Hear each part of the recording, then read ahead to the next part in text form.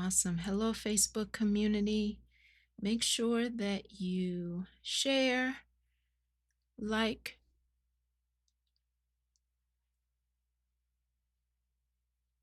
Yeah, it's like just a constant. Every time your mic opens, it's like a constant, like a hum sound.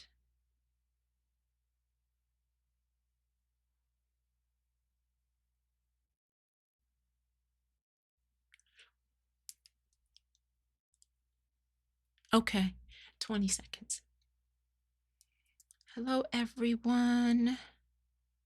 Like, share.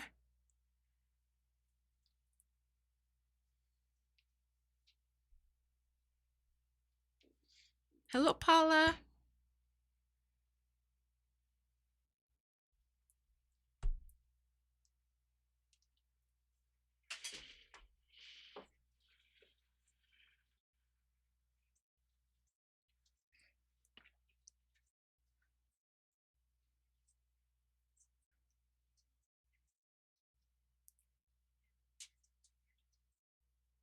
Hello and welcome to Living Strong, the flip side of adversity. I am Dr. Deirdre Jackson, the CEO and creative behind Living Strong Consulting.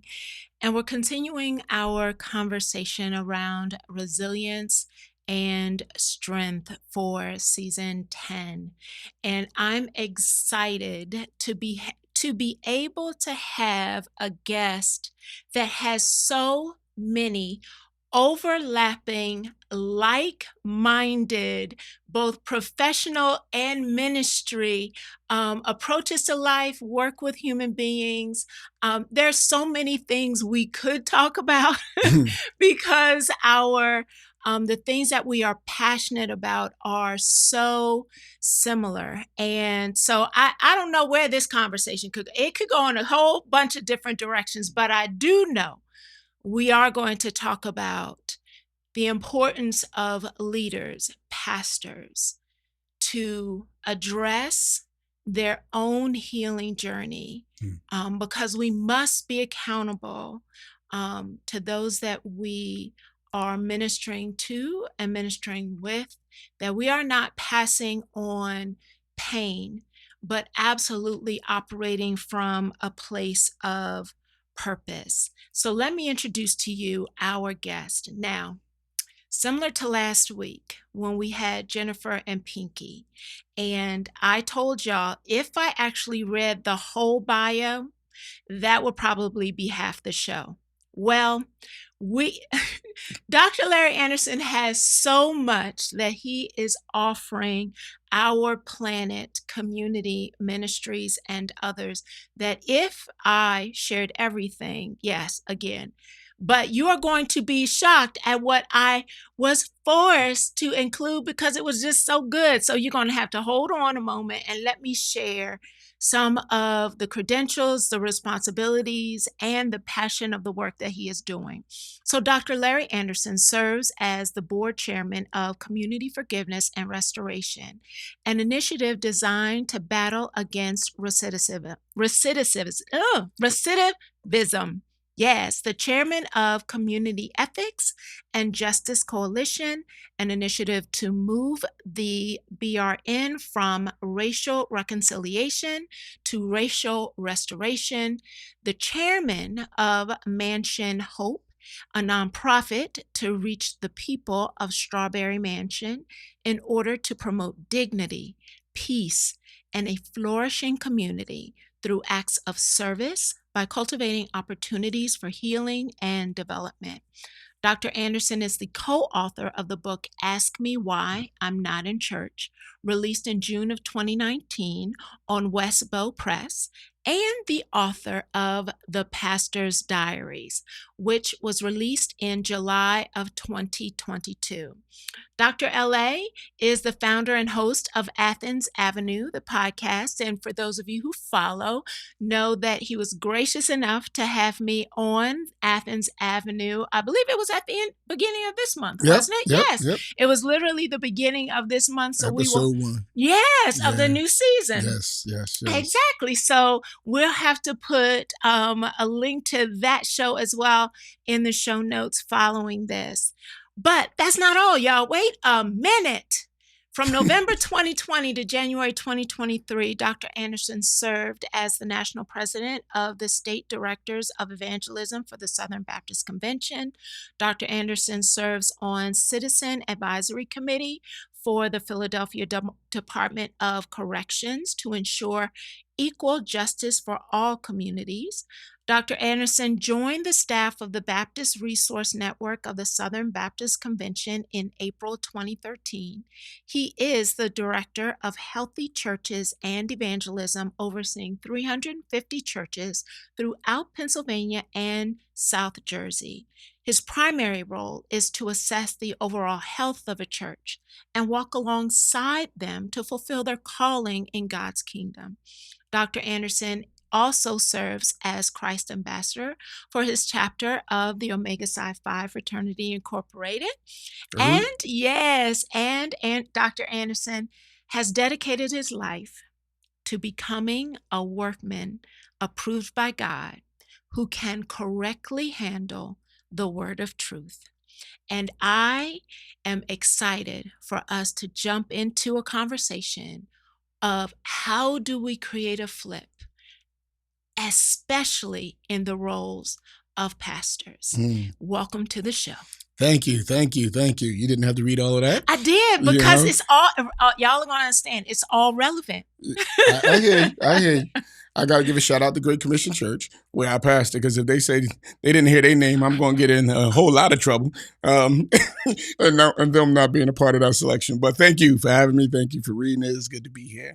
Absolutely. So there are so many questions that I have about this book, the Pastors Diaries. I know if you follow me on social media, the opening quote that Dr. L.A. used to describe this episode is the ongoing, everyone knows it, that hurt people hurt people.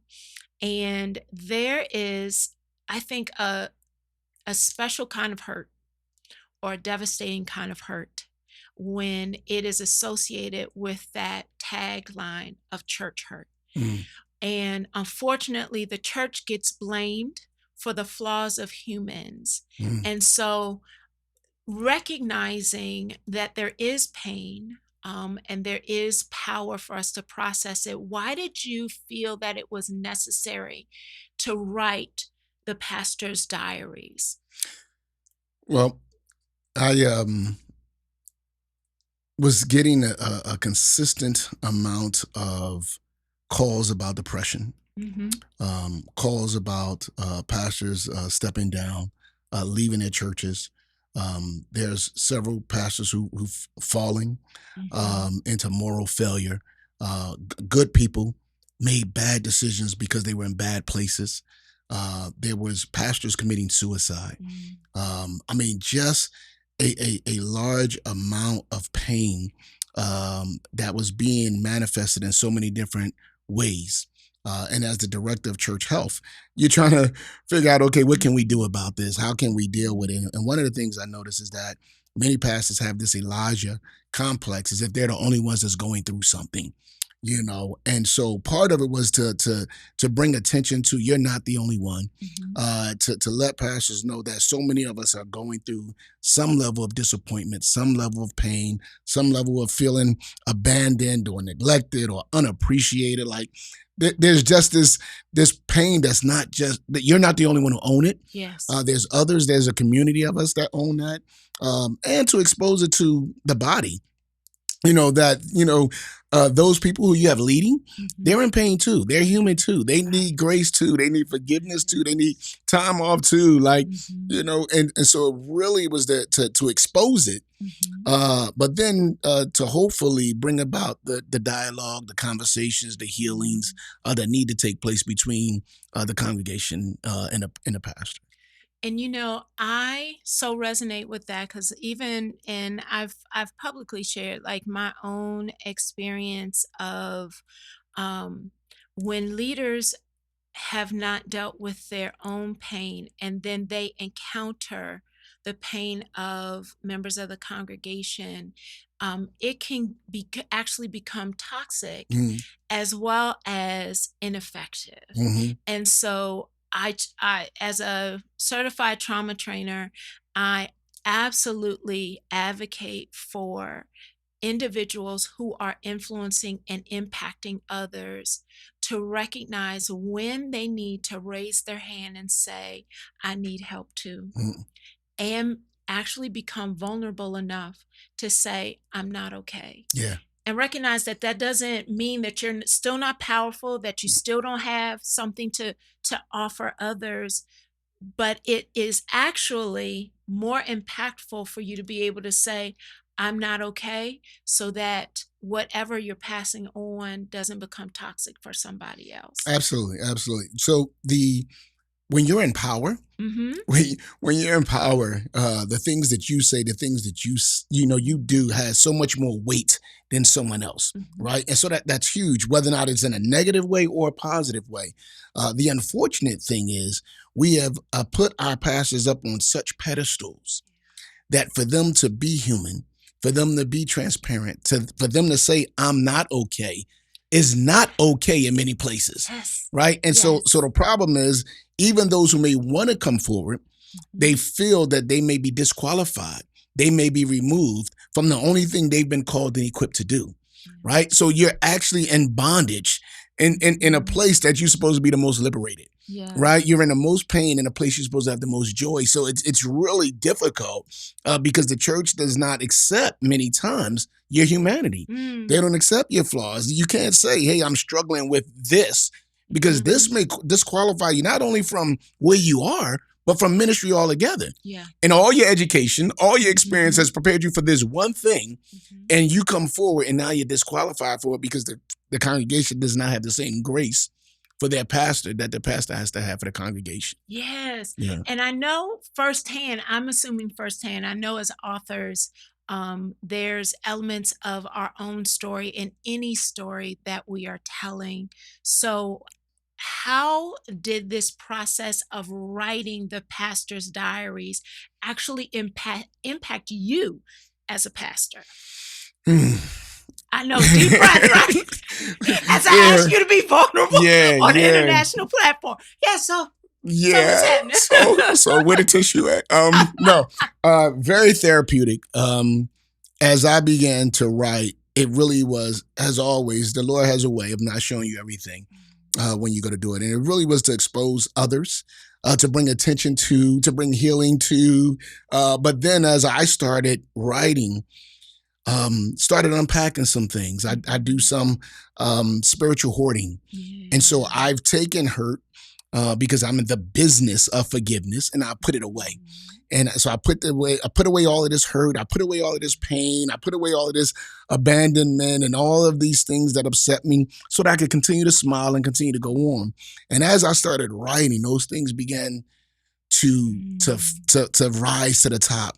I began to get emotional about it. I began to get mad about it. I began to realize that, you took this away, but you didn't heal from it. Mm. This book literally led me to counseling. It Okay. literally led me to therapy. I Okay. wrote the book and be like, you know what, Yeah. you need some therapy. You need to deal with some of these things. And only when I walked into therapy and I realized that I had faced a whole lot of traumatic experiences over the 19 years I've been pastoring.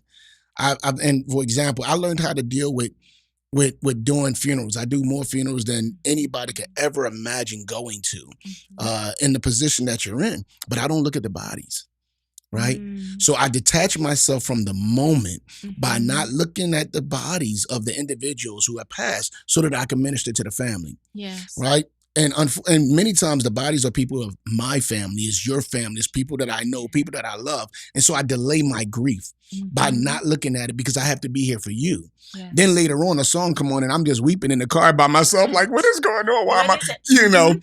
And it's Mhm. because I done tucked away so many things that I didn't deal with, and I realized how unhealthy I was in thinking that I was doing a great job. I realized, nah, I'm not. And if I pretend Mhm. to be doing that, and then I'm not being honest with the Lord, I'm not being honest with people.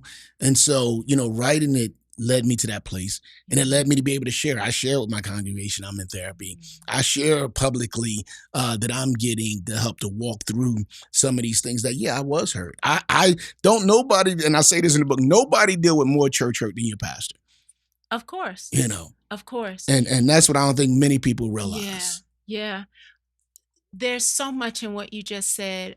First of all, I am so thankful that you actually said out loud that you share the fact that you are in therapy with your congregation, because we know the ongoing um, stigma that being in therapy should not just be able to pray it away, should not just be able to worship it away, and being in some somehow the assumption that my faith is weak if I have to go to a therapist, and Mhm. that's not true. Right, right, And right, there are right. two different roles that absolutely both can edify God, but should not be mixed because it can become really dangerous. Absolutely, Yeah. absolutely. I know I did not until I got it. I really Mhm. didn't understand. Mhm. I didn't get it. I'm like, well, you are going to a Christian therapist, right? Like, so even Mhm. when someone told me they was going to a counselor, I didn't get it. Like, why? Like, you have your Mhm. Bible, you have your Mhm. faith, and I think many of us make a mistake in thinking that it's one versus the other versus both and. I mean, pastorally, I can give you scripture. I can help you see God's hand in where you are, Mhm. help you to have victory in your moment. But therapy gets to the heart of the pain. What Mhm. moment was it that affected you? So yeah, you might have got mad when this member left, but who left in your life that made you feel such a way about abandonment? Like, what Yes. did this really mean for you? And Yes. so I realized that one gets to the heart. It's like Tylenol, in surgery. Like, one gets to masquerade that pain and help. And I don't mean I Mhm. don't minimize the word of God, but one Yes. helps you deal with today and get through the day. The Mhm. other one deals with yesterday so that you can get through Mhm. forever. Right? Yeah, yeah. And what I love about this conversation is not or, it's and.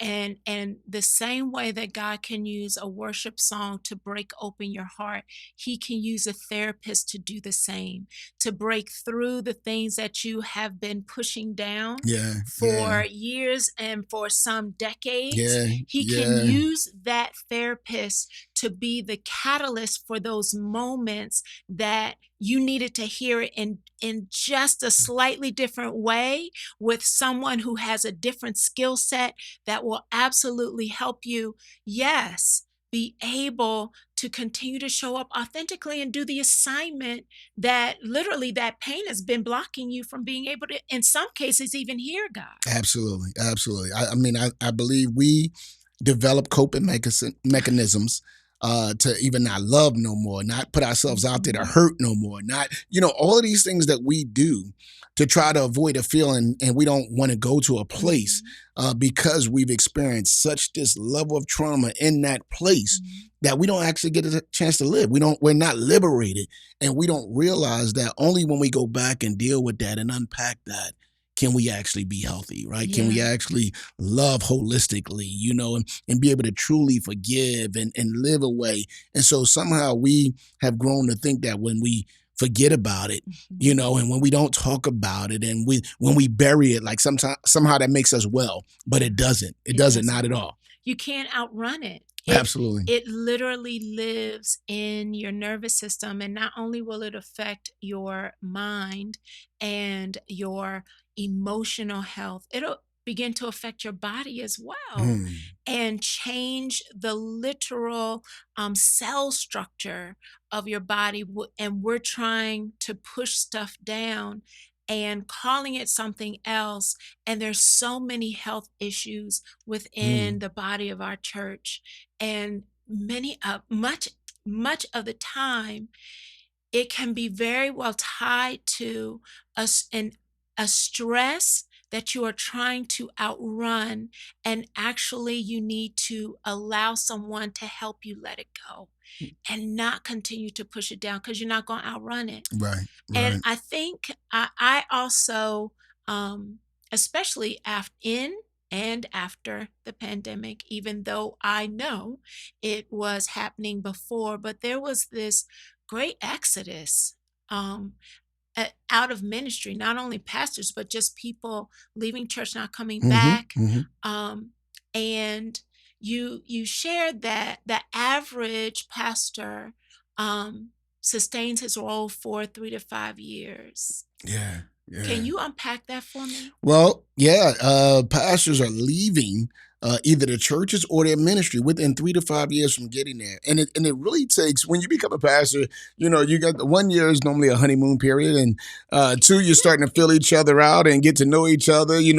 By three, you're getting a little bit of influence. You're realizing who's on your side, who's not on your side. At four, you're getting some momentum, but you really don't have influential power many times to move a congregation forward till you've been there at least 5 years. Yes. Right now, based on who you're coming after, that can have a whole nother set of dynamics because many times we tend to worship the man of God versus the God of man. Yeah. And we put that man up on a pedestal. So we compare the next man to the first man. And so that he has to play that role too. But the bottom line is you go through a struggle. You need to know you're going through a struggle. Although they called you as pastor, many times they're not ready for you to speak into their life. They're ready for you to just preach to them. Right. And so when you start to meddle, like, hey, we picked you because you brought your 3 best sermons here. You did a great job and just keep doing that. And so many times when you start to meddle in things, you start to change things. Many times you end up being ousted. You end up dealing with some pain, you deal with some struggles, and you end up quitting or end up being put out. And so there's this constant turnover in so many places because of this short period of time that you're allowed to actually be there and serve. And so our churches start all over again. And so you never see the growth, you never see the thrive because it's like you're doing this repeated cycle. Oh, we got a new pastor now. You get excited. A year later, 3, 4 years later, they're going, oh, we got a new pastor. And you're going through the same. You never go further. And because of that, so many of our churches are internally focused as opposed to doing what we've been called to do. Right? Because if you're switching somebody new every time, you're playing the whole get to know and what you're going to do and how you're going to do and where you're going to do. And so everybody's still going to hell while we sitting there trying to figure out who are we as a church. Right. So it's not healthy for nobody, this turnover that we actually have taken place. So we have that level of exodus that's taking place, not just by the body, but by pastors as well. And as someone who works with organizational leadership and understanding how to manage change, statistically, you can actually create an effective change and have it integrated with before 3 to 5 years. Like it just statistically. So even going in, recognizing this isn't going to be a quick fix and being transparent, as well as recognizing this is going to be difficult because human beings actually don't want to change. That is something that naturally we prefer for things to stay comfortable and what we are familiar with. Right. So recognizing we're literally going through or pushing up against the grain, but you figured out how to do it for 19 years and counting. Oh, praise the Lord. So what have you learned about this process that has you still in a pastor's role? Well, I think first is being authentic. Just being who God has called and created me to be. And so I feel that God has placed me, and I'm like, if you go and place me, then I might as well go ahead and be me and be who you call me to be. So that's number one, God's grace and calling me and keeping me. But it's been a plurality of leadership. Is really recognizing that I'm not the all to be all. It's really recognizing it's not this one man show. It is amazing to me to see this, we put, my book talk, the pedestal. We put men up on such a pedestal that there's no room for nobody else up there when you put me up there. But I don't put me up there. I make sure, it's so amazing. I wouldn't even preach from the pulpit when I became the pastor because I never wanted to look down on people. They had to tell me, Pastor, we get it. You could go ahead up there now. We can't even see you from the floor, but I just wanted to be so humble, so touchable, so practical, and not only my exegesis of the word, but how I'm impacting people's lives. And I've always shared when I blundered. I've repented from the pulpit. I'll say me and my wife got into something this morning, and I got to go handle that, and I'll be back to come Yes. preach to y'all. Like I've lived it out. And so there's this acceptance, there's this embracing, there's this love, because I have shared that we're all growing together. I think when you go up there and you act like you already got it together and you're not walking through a process of sanctification, the expectations are different. But when you're being transparent, when you're being authentic, when you're growing as they're growing, when you're willing to admit you made a mistake, when you're willing to start a ministry and stop a ministry, we're all growing together. And I think because of that ethos, because of that kind of environment, that I've been blessed to have, to create, to not make it man centered. Yeah. And so I can take off, and I don't want folks to look at the next guy and see whether or not he's better than me, or I'm gonna take off because Pastor Anderson's not preaching. I've set up a system where we love and embrace everybody. Where each person who gets up, I want them to have the same level of love and respect and all of that, so that we as a family can grow. I tell them, if you're here just because of me, you're in the wrong place. My name is not on a marquee out front. It's never going to be on a marquee out front because it's not my church, it's God's. I think about that podium, and it absolutely has to be that pedestal has to be a lonely place. And with any place in which, as human beings, we are hardwired for belonging, and any place that you are placed or you put yourself and you are forced to operate from a place of loneliness, it's going to deteriorate your mind, your spirit, and your body. And being able to recognize we have power in community and on a journey together, Absolutely. and that the pastor is human too. Yeah, absolutely. I mean, if I didn't have, my assistant pastor, shout out to Pastor Kane, that's my dude. It's Pastor's Appreciation Month, and so I celebrated all who stand beside me. I have women and men on my pastoral staff. We talk, we wrestle with life together. I mean, I couldn't imagine, taking everything that I got to deal with, bottle it up, and keep it with me, and not be able to talk to others about it and discuss it with others. And so it's so much about the plurality. I mean, we share what we're struggling with, what our pains are, what our hurts are. Me and him talk about, if Satan was going to try to take us out, what would he use? We do that. I mean, so we're straight up accountability partners with one another because we want to finish well. I want to hear well done. And I don't think I'll hear well done if I'm by myself. So I know I need a community. Yes, if you're by yourself, you have not fulfilled any assignment that God would have given you. Absolutely. I love it. Wow. So I have so many more questions, and we're already halfway through. So stay tuned, stay connected. Before we take this break, I want to thank all of the supporters for Fearless Conversations with a Limitless God. If you haven't seen yet, the book actually won 2 silver awards through the book fest this past weekend, and I absolutely am encouraged by those of you who have purchased the book, those of you who sent me messages when you saw the post, and I thank the reviewers at Bookfest and sharing how grateful I am that you acknowledge the work, and I give honor to God, because literally, y'all, those who know, writing books about fear is not easy because you got to deal with your own stuff. And all of the women, Lady Dale and Cheryl and Deb and Tina and Esther and Sonia and Obiama, who came along with me on the video series part of the book, thank you, thank you, thank you. This was our win. This was our win. So stay tuned. We got more questions, more answers coming up right after this break.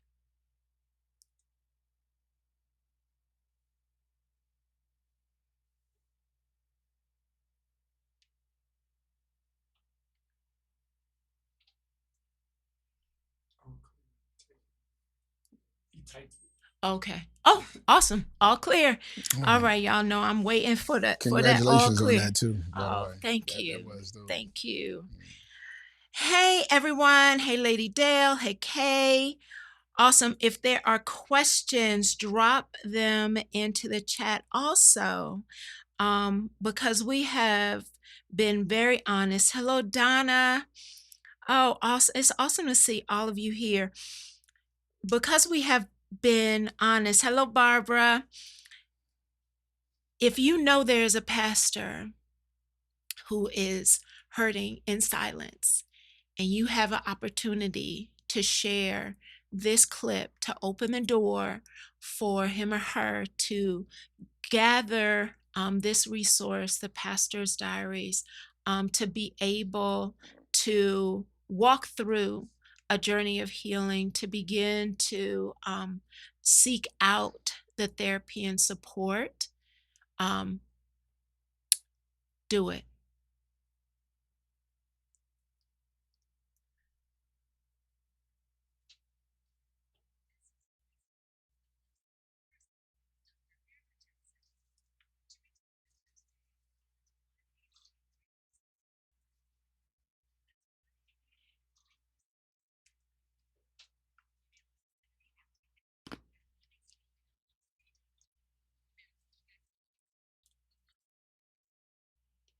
Hello and welcome back. We have been having a powerful, transparent, and restorative conversation with Dr. Larry Anderson.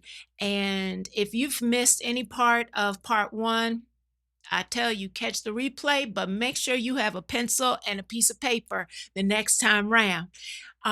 And I appreciate how honest and open you have been in this conversation. And I know that you have talked about the humanity of pastors. Have you ever wanted to quit? Uh, I know. I know. yeah, yeah. It's funny every year. Not every year after, but Mhm. every year Yeah. I ask the Lord as I celebrated the anniversary, is it time? Mm. Am I still fulfilling, his call on my life? I don't quit because I got, not because I'm mad or my feelings got hurt, but am I still making an impact for the kingdom? Now, my wife, on the other hand, you know, she may look at it a little First different. ladies. She's counting down, like how long we gonna do this? But no, for me, it's really as long as I'm where God has called me to be. I continue to um, motivate and seek His will and again to seek a safe place where I can talk about it. Mhm. Because again, I don't preach because I like preaching. Mhm. I really don't. Mhm. I don't pastor because I like pastoring. Yeah. I do it because the Lord has called me to do it. Yeah.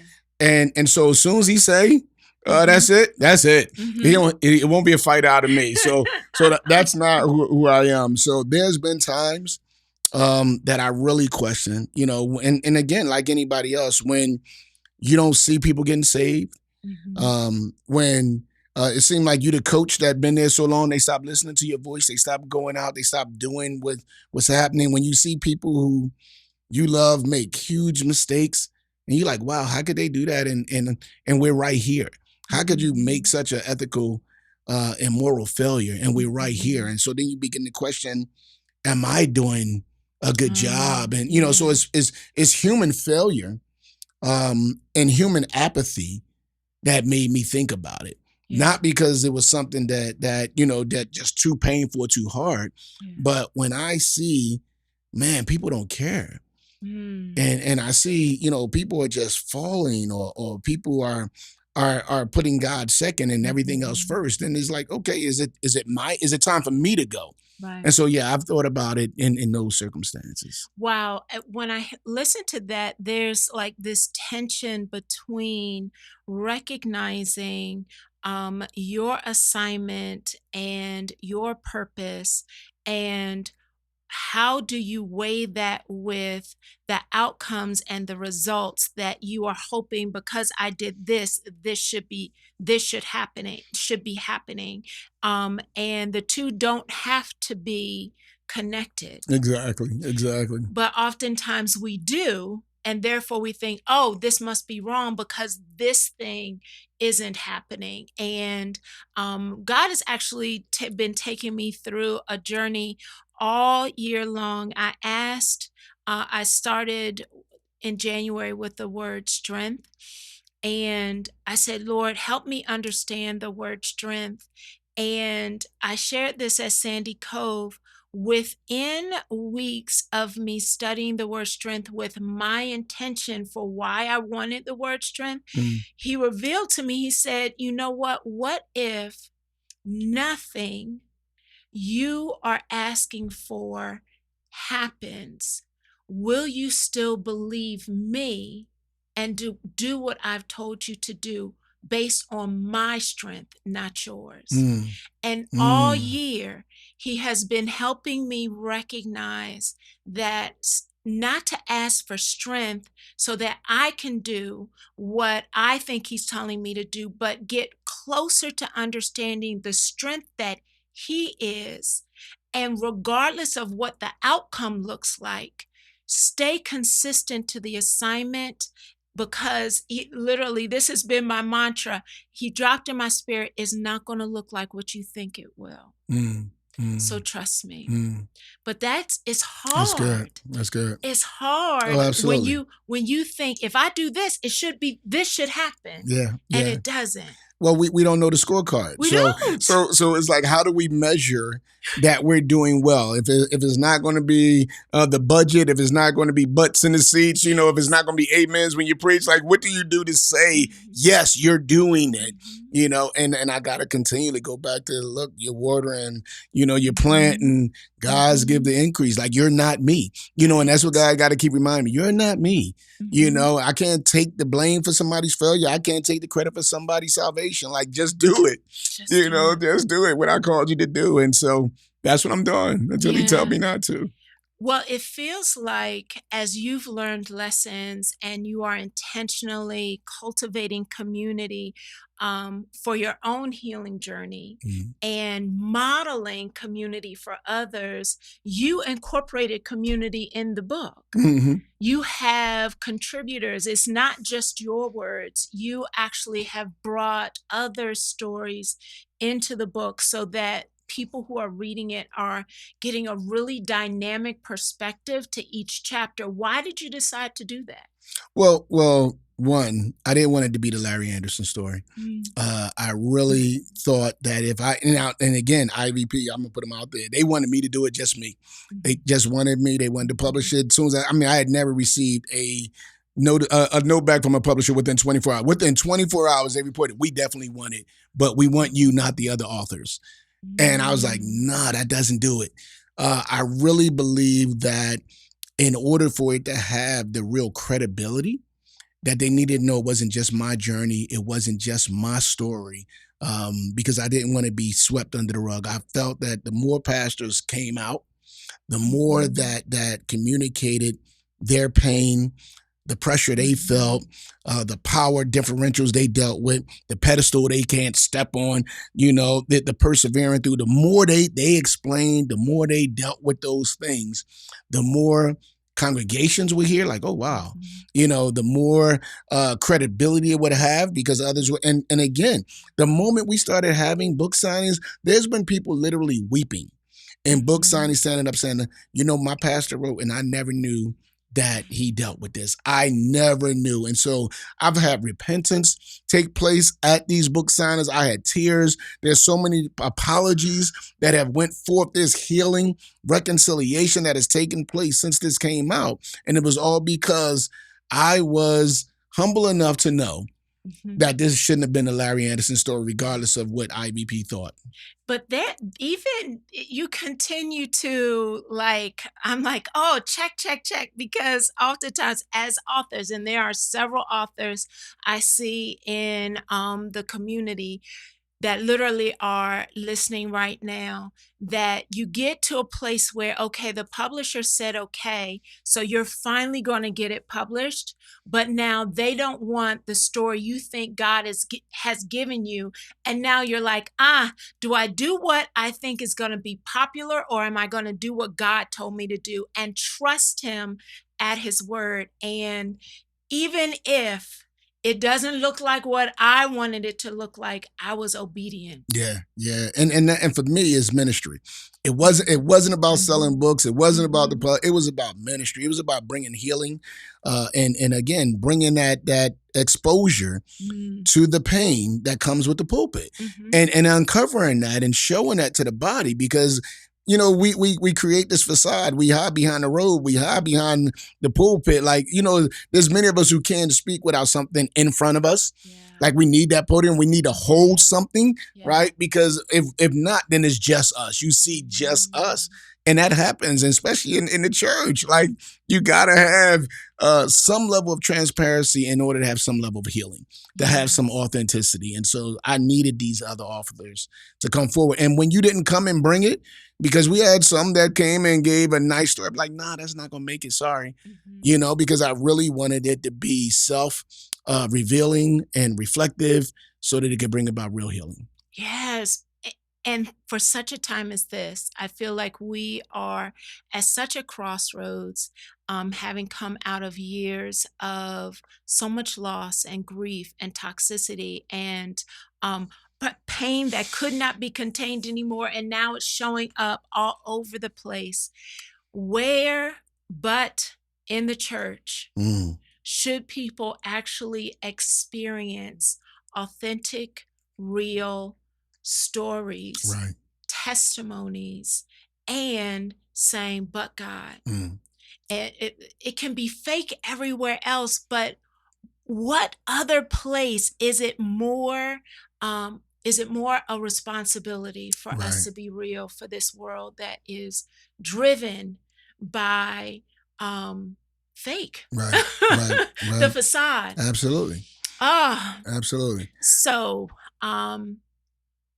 you've shared the responses you've gotten. What do you hope to accomplish with this? Well, part of I tell you what, I was surprised how well we hid our pain from people. Wow. So when I talk about the responses, all right, we've done an amazing job of faking our our emotions, our pain. We've done an amazing job of faking, and I didn't realize it until so many people said what they didn't realize, right? And so I'm like, wow, y'all really thought it was sweet. Like, like when I wrote the Pastors Diaries, it was really for the body, not pastors. So when people see Pastors Diaries, they automatically think, oh, that's for pastors. It's really not. The pastors getting like, yep, that's my story. Yeah, so pastors get it, and they like, yeah, I can relate to this. Yeah, I get it. But it's the body, right, who's reading it like, oh, wow. Absolutely. So for me, my goal is, yes, to affirm pastors, to let them know they're not the only one. You're not Elijah. There's others going through it. But it's really to break down that dichotomy that separates us, that clergy laity. We're all a part of the body, to make sure that there is true relationship and transparency and communication and love in a healthy process.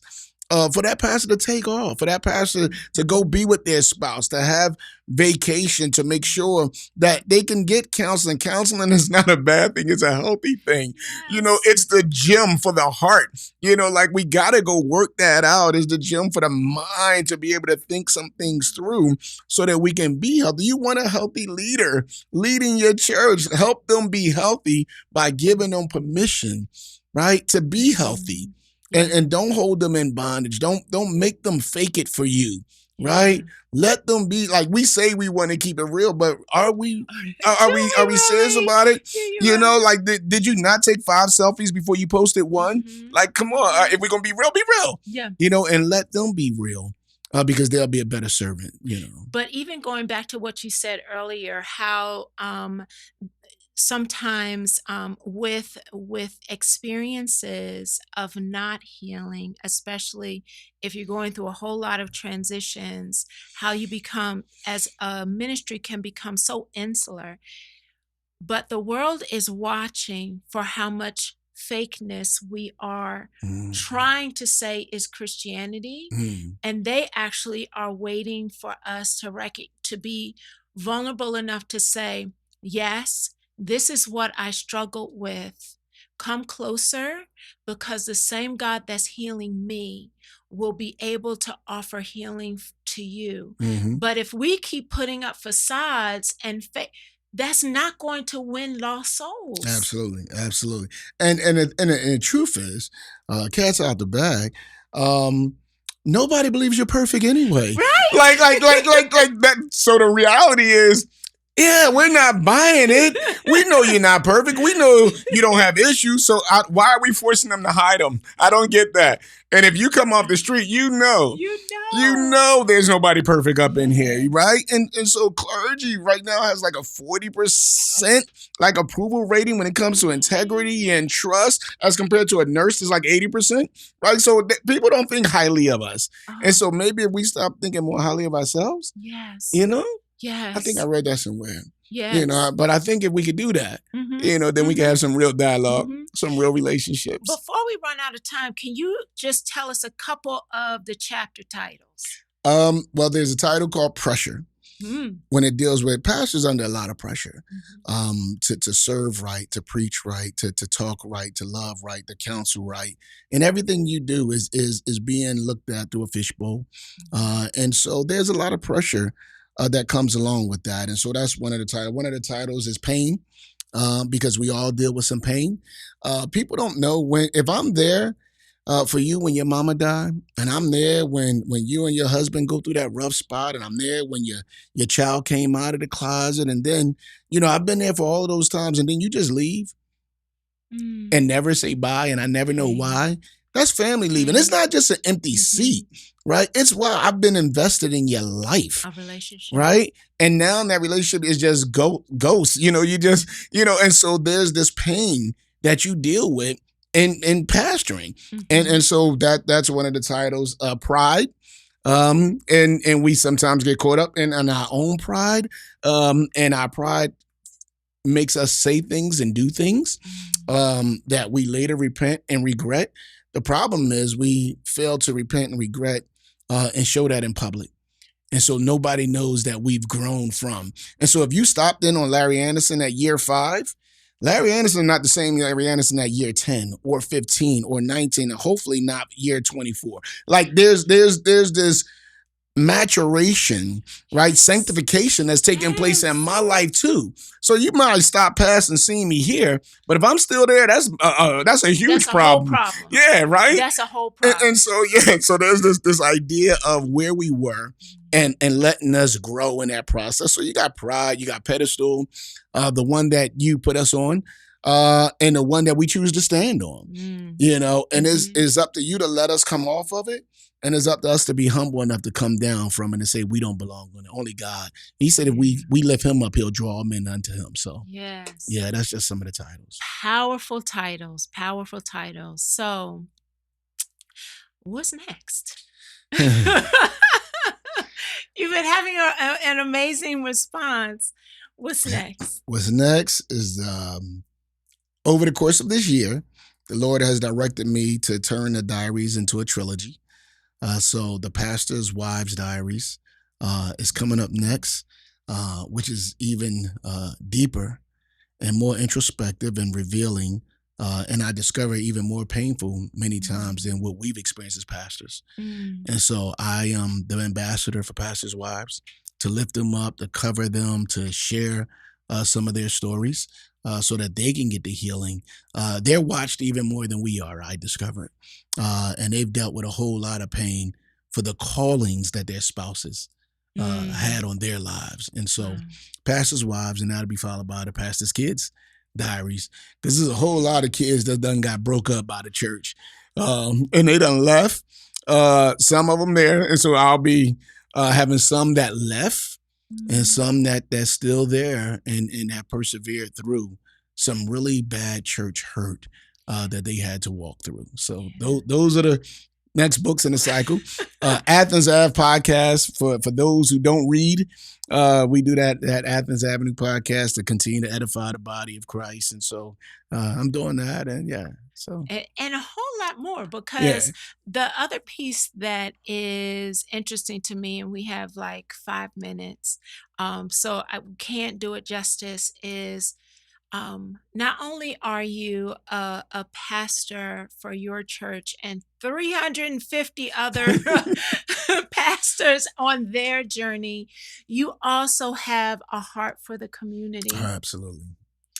for a heart for those who have experienced incarceration. Where does that passion come from? I'm from North Philly.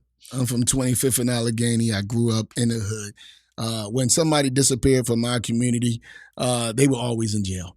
You know, and because and the funny thing is, when I went away to school, when I went away to college, and I came back, folks was like, "Yo, when you get out?"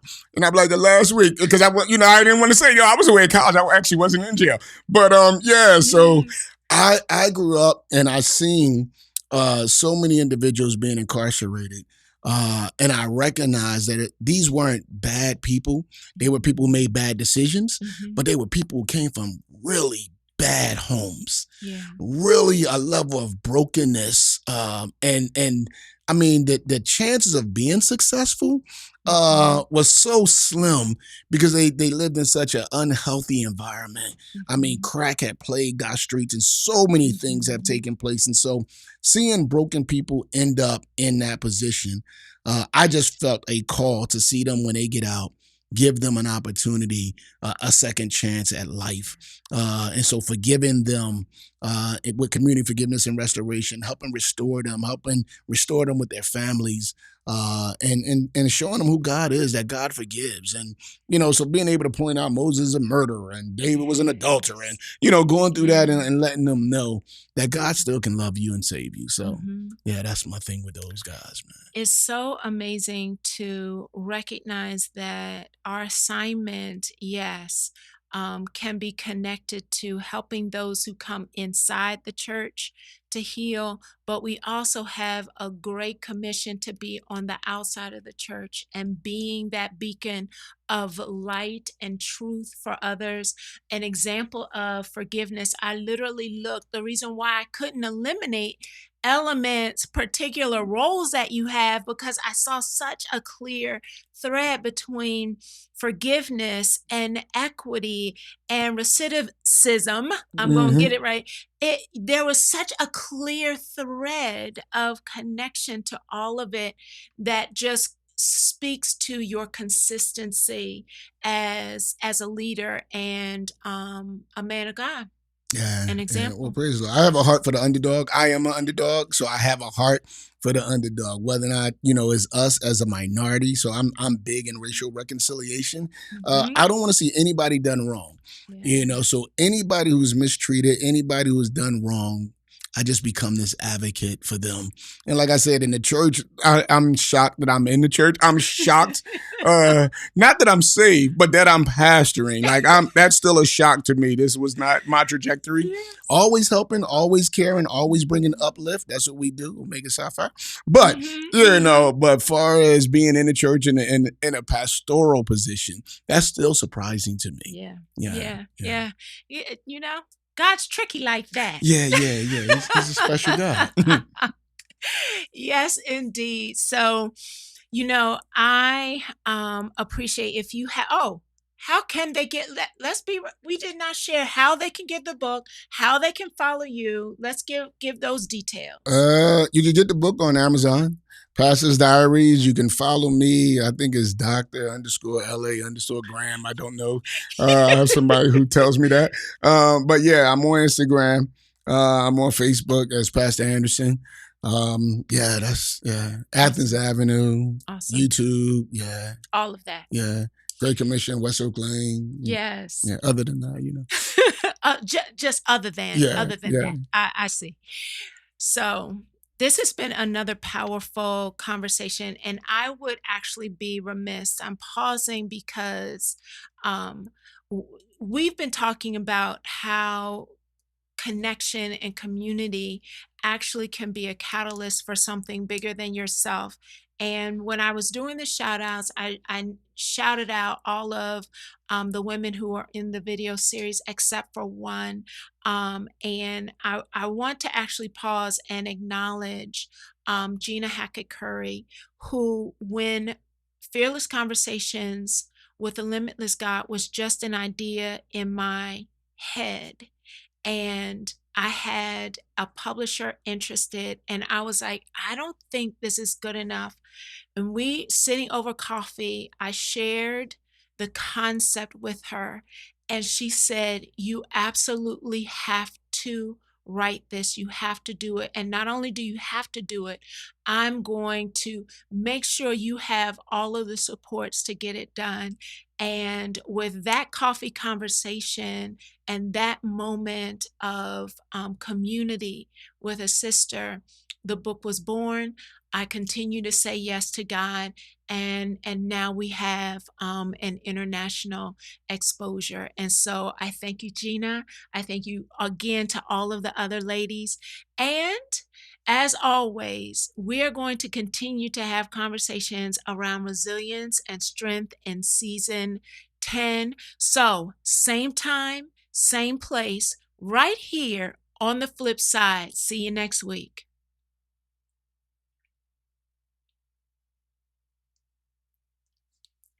Thanks, Jordan. So, oh, awesome. Thank you. So, you still got like Yeah, 5 minutes? All let's right. So, rock. Facebook community, don't go anywhere because y'all know we always ask for an extra 5 minutes with our guests. Thank you, Dale and Carla and Cheryl, all of you there who have been following this episode. So, I want to ask this. How would you explain the difference between pastoral counseling and therapy? Um, Look, my extra 5 minutes. And he's like, really? You going to do this? yeah. Well, I think our job pastorally, again, is to show God's hand in it, to help them see Romans 8:28 come to life in a life, to see how somehow what they're dealing with is going to work for their good and God's glory. And so is to help in that regard. Them to see why am I going through this, or what am I going through, or and explain it from a godly perspective in order to cope with, to deal with, to understand, to know how to pray fervently about. But I think when it comes to therapy, and I think pastors need to know their lane. That the time that is spent to dig into the why and to the what happened to get to that place, that can't be discounted. That can't be spiritualized away. You can't tell me that a band-aid is going to handle this gunshot wound. Right. And just because you stop seeing the blood don't mean that the pain has went away. And so, we walk around with a whole lot of emotional scars, and I think sometimes because we're not equipped to really do it, it takes that level of humility to say, you know what, this is deeper than me.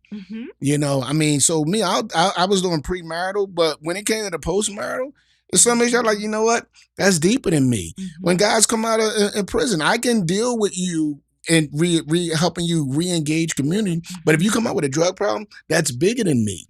Right. So there's certain things, and we got to be humble enough to say, you know what, this is bigger. And you need therapy. You need somebody who can dig deeper to get to what's going on. Even with the drugs, like it ain't because you just love the taste of the drugs. Right. You don't just love the feel of the drugs. There's so much behind it. There's a reason why you're doing this. There's a reason why. And we don't. Survival and we're trying to tell somebody, that when you think about drugs, grab on to God. Okay. Yeah, but it's more than that. Absolutely. It's more than that. And what I love about this question and your response is recognizing people have gone to school and gotten many degrees and very specific skill sets to be able to support invisible wounds. The same way you would not, if I gashed my arm would just say to me, okay, let's just pray over that. You would say, not only will I pray for your mind in this moment, but you need to go To to the a hospital. hospital Amen. because there's a Amen. doctor that needs to address that. Right.